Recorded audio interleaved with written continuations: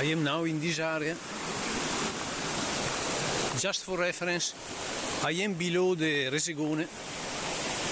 You cannot see there because there are enough pixels. Up there is the main rifugio. Monzesi, probably, no. Maximum zoom. But I am going to the local rifugio, Capanna Monzesi or Rifugio dei Monzesi.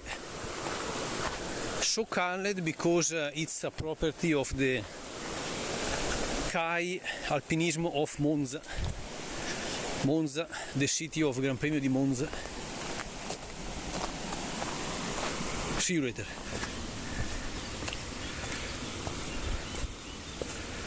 We are climbing again.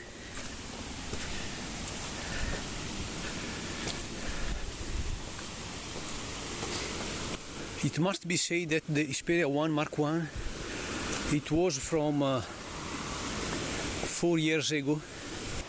Here we are to the main bivouacs. A bivouac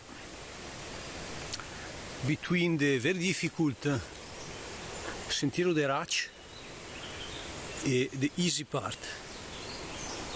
I will do the easy part. It's probably longer, so let's check. It's probably longer. It's longer, but probably there are more photos to take. I am also testing the mic of the Xperia 110 Mark I.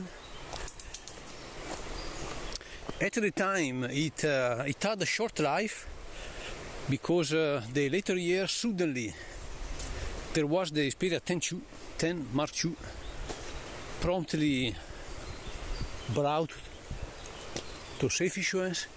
I am now on the main area, the main pozze, the main cascatas.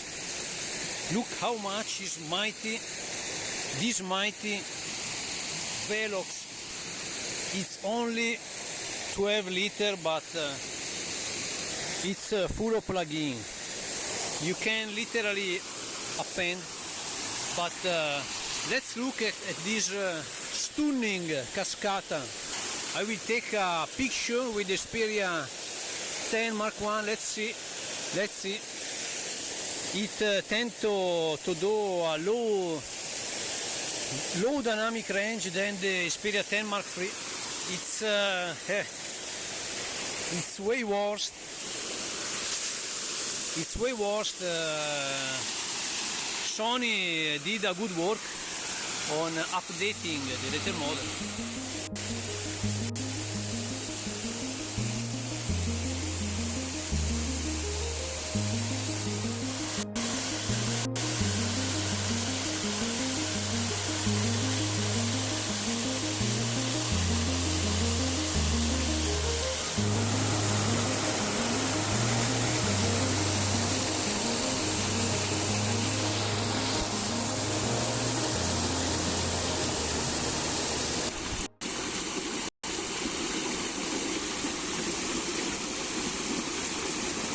Here we are to the Sorgente San Carlo.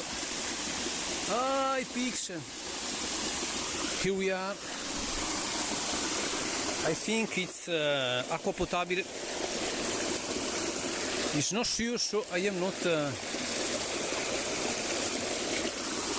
I am going to test the undermarine ability of the Xperia 10 Mark I. Let's check. Xperia 10 Mark I with green glitch active. It's a feature underwater.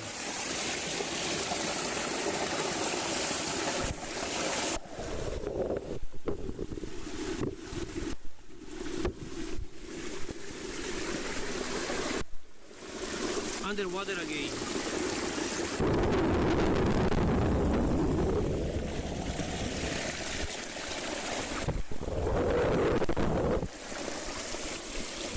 Okay, it's still working.